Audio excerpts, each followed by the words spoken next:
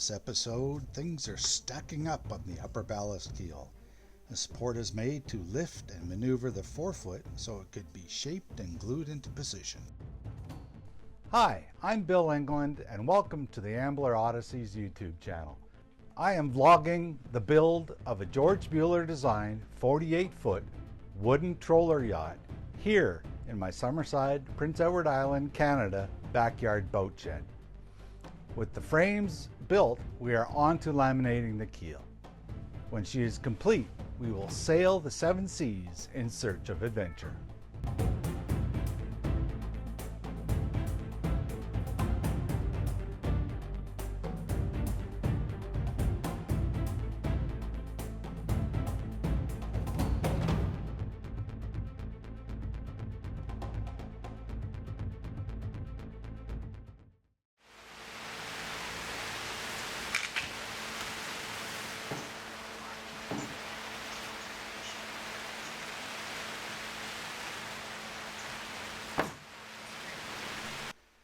Finishing the glue up of the 10th of 17 layers, you can see the rough shape of the notch of the forward ballast keel.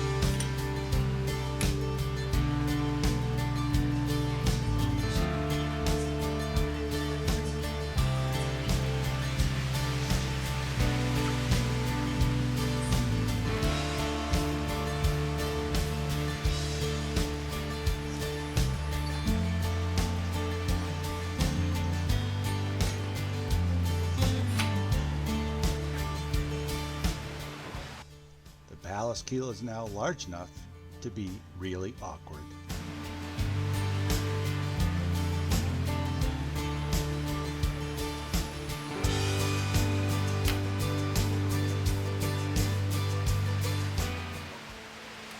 Before focusing on the prepping for the fitting of the forefoot, I laminated up more timber layers back aft. With the lamination of the ballast keel progressing nicely, it is time to start thinking about how we are going to fit the forefoot into its forward notch. The forefoot is a beast for size, so I built the base of a future gantry to support it from. Alright, so to make the base for the gantry, I'm just making essentially a box frame. My base is 6 feet, so I'm using a 2x8, 6 foot, 2x6, 6 foot, and then these are just the end caps are cut from the 2x8 scrap. As you can see, I have store-bought dimensional lumber and some rough sawn I got from a local mill. The rough sawn much cheaper. Use my jointer to smooth one side and one base. I'm not too concerned about the cosmetic look of this. I'm going after functional. So I did, so those smooth sides will be the inside. Just line everything up.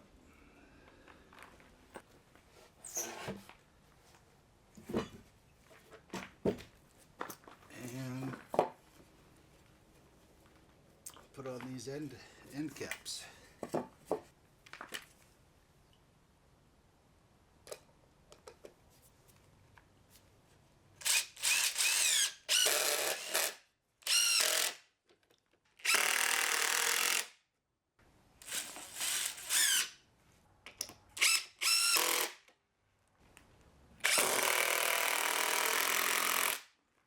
The box frames will also make nice planter boxes. The next step in making the gantry is to mark the location where the center gantry post will be, and I'm using 6x6s for those gantry posts. So what I'll do is mark their location where they're going to fit into the center. Then I'll measure and cut a tenon into each end so it'll slide in. Then using a square, make sure that they're vertical and secure them.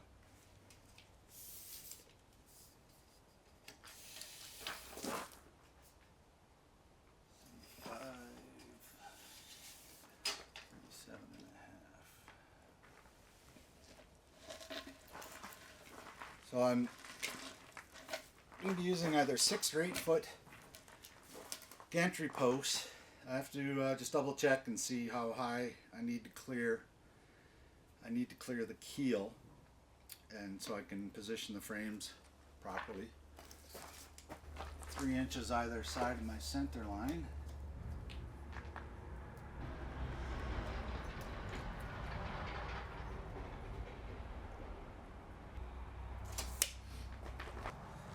Inches of depth.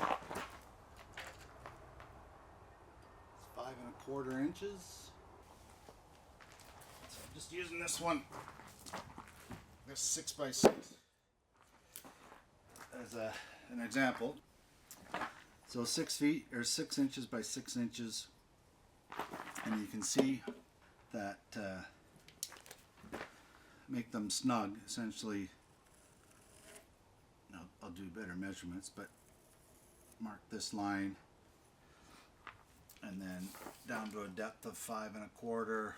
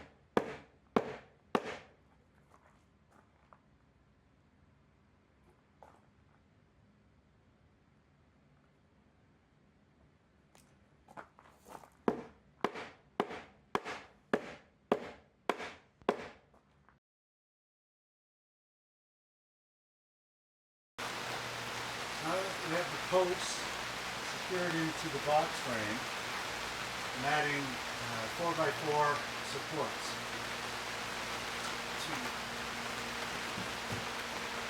to help distribute the load that she'll be carrying. So what I did,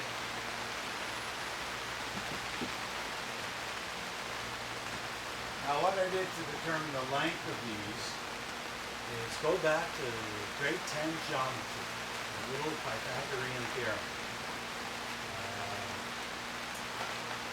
A squared plus B squared equals C squared. I'm keeping these on a 45-degree angle. So this is a 90-degree and two 45s. It's at an equilateral triangle. So I determine the length of the sides.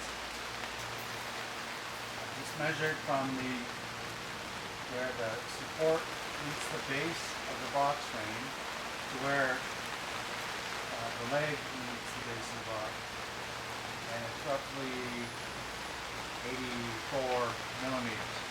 I'm using metric because it's a whole lot easier when doing fancy math to do metric than it is to deal with thirds and eighths and sixteenths and stuff. So now that I know this side is 83 and it's an equilateral triangle, so this is going to be 83. So Pythagorean tells me that 83 squared plus 83 squared equals the length of this squared. Whatever number that turns out to be, do the square root, and to me it came out to be 118 millimeters. So I know the length of the longest section to be 118 millimeters. So that's where I cut my 45s. And Shazam! She worked out. So we use some 2.5-inch screws just to hold these braces in place. I will be putting a bolt through here and likely one through here just to ensure that we've got something that's nice and stable. Now I have casters to place on the base here. I got these from Princess Auto, just a metal caster, steel wheel, 720 pound capacity. I'm going to be putting 3 casters on each base. So what I did to find the location for them is I marked the center of the 2x8, both horizontally and vertically. So that's the center of the base. And then I just made a template of the base of the casters, just to make it easier to locate the position. I can now, for each one, just lie the center line up. I've got 4-inch lag bolts to put in.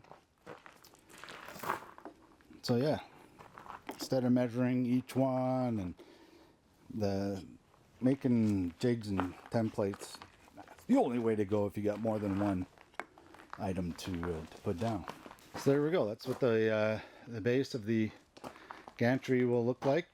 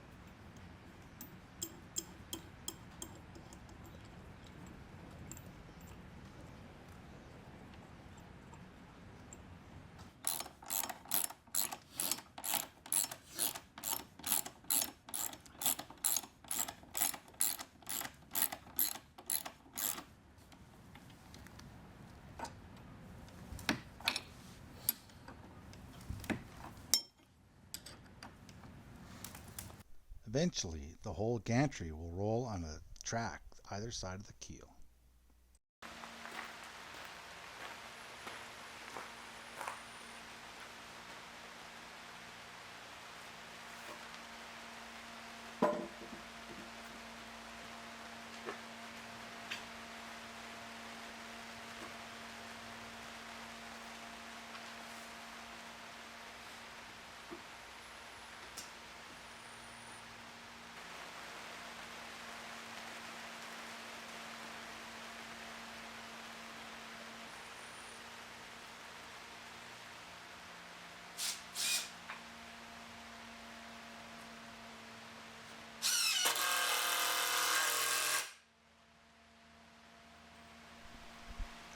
Many hands make light work.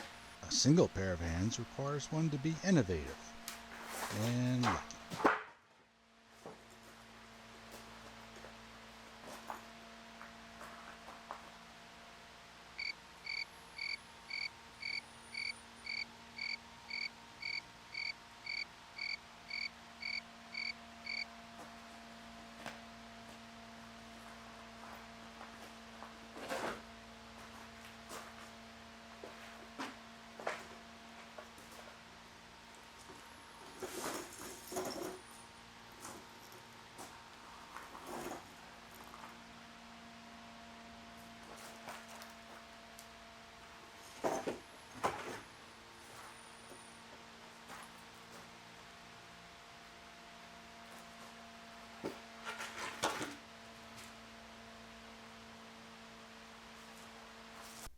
Well, we got there eventually. I present the gantry base lift assist construct.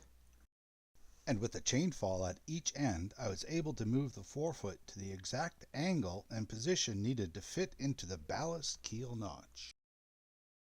So now I've remeasured the angle for the notch about 20 times.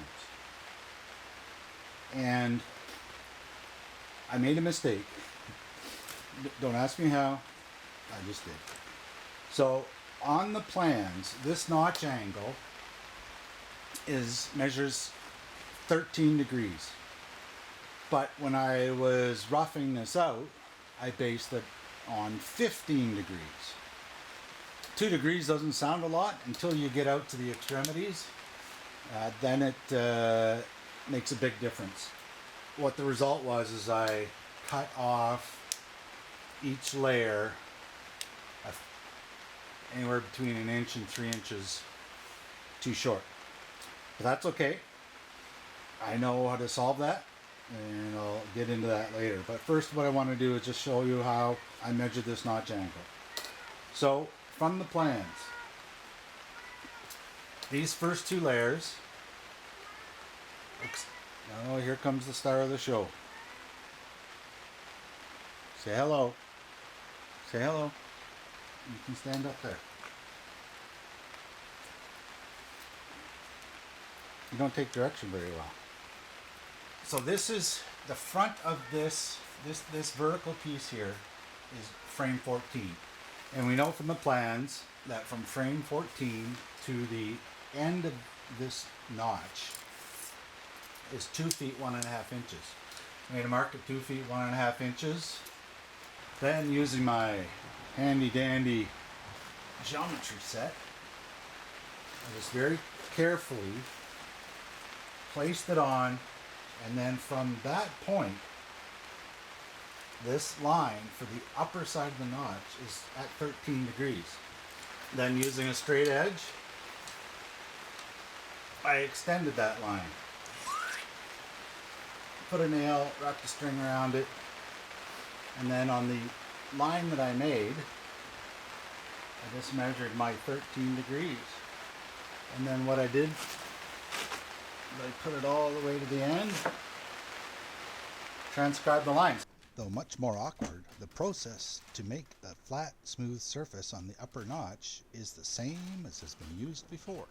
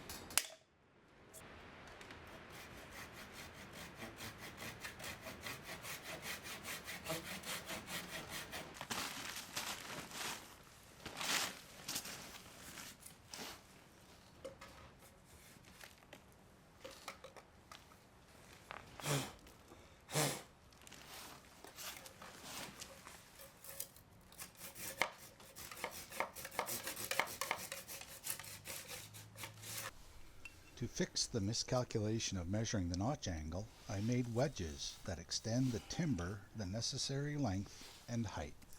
They were then epoxied in.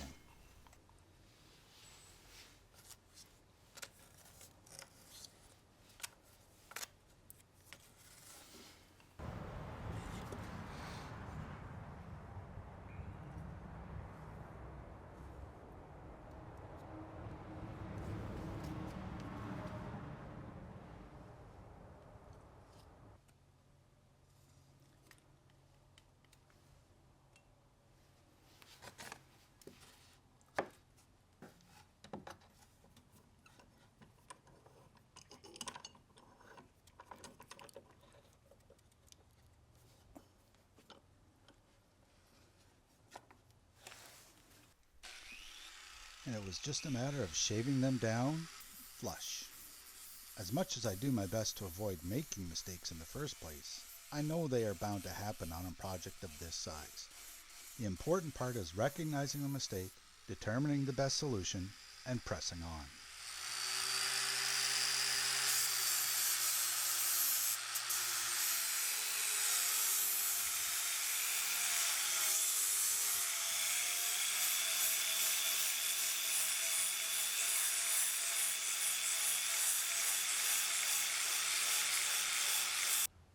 So here we are on the forefoot. I'm marking the forefoot out to fit in the notch. From the plans, from the very edge, I marked the angle just using a protractor.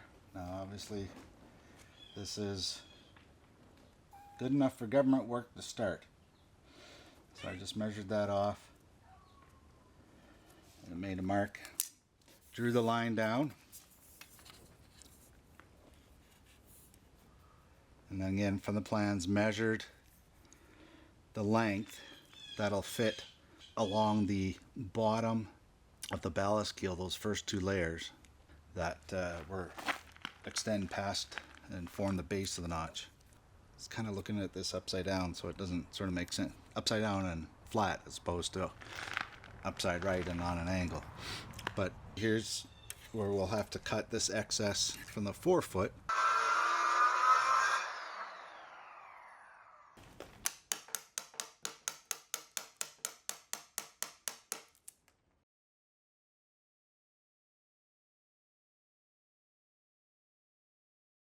So with the keel, notch, and forefoot wedge shape, it is time to dry fit them and pray.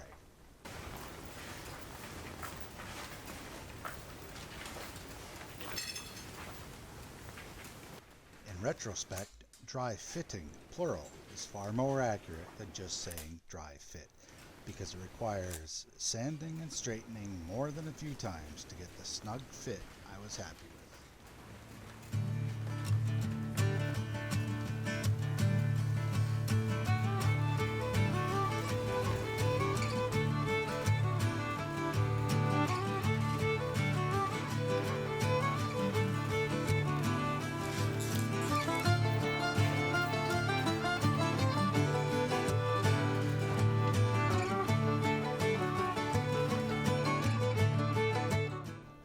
Just a lathering of the Casco-Fan epoxy on all surfaces, and the forefoot becomes one with the ballast keel.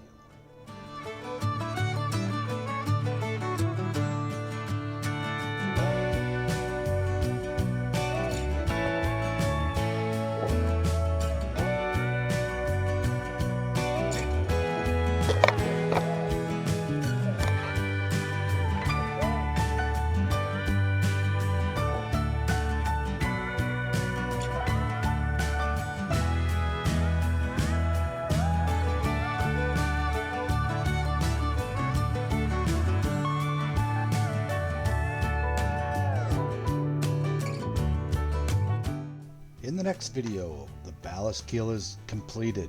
The lower shaft alley and horn timber assemblies are glued up, and the upper shaft alley is cut out. Thanks for joining me for this episode. For a front row seat on this do-it-yourself boat build project, please like, subscribe, and be notified on Facebook, Instagram, and YouTube to the Ambler Odysseys. Till next time, toodly-doo.